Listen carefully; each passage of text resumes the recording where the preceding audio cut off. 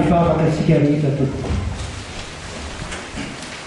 Soranay le naranao tompo noho ny afatra izay nampitainao taminay.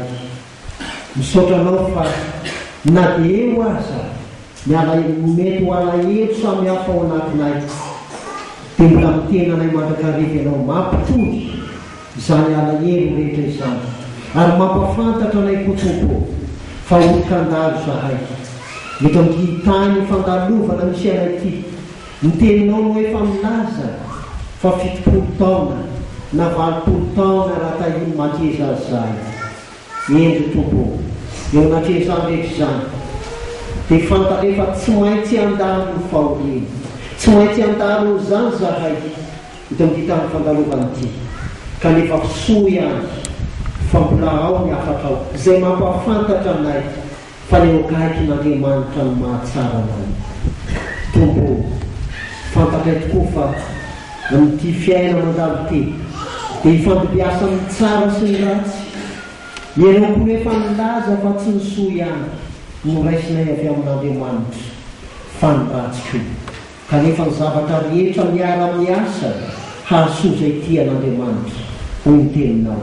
Tompo, ampahirezo azy ny fianakaviana ray manontolo, ireo fikambanana samy hafa rehetra izay miara-ndrery tamin'ny tompoko lahy. Mino izay tompo fa ianao mamafan-dranomasolatsaka rehetra, ianao no hameno ny fiadanana sy ny fifaliana hosolo izany alahelo samy hafa rehetra izany, satria fantatray fa Andriamanitra mahay ny zavatra rehetra ianao. Apetrako ampelantananao tompo ny fiainako avy ny fianakaviana rehetra, ny fiainako avy le fikambanana na ny sekoly samy hafa rehetra, ny firenena ray manontolo izay miloza zao mpanomponao zao. Ianao ny mihazo fiaina vaovao ka tsy atsiao fahabangana tokoa fa Andriamanitra mahay zavatra rehetra ianao. Maro ny tenena tan'Andriamanitra kanefa tsy mahatakatra na inona koa izay maolombelona no famantaranay.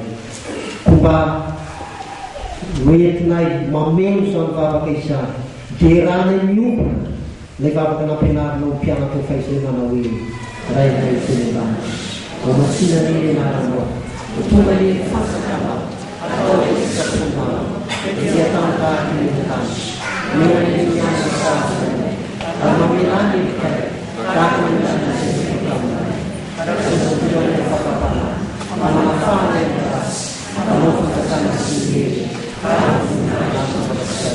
Amen.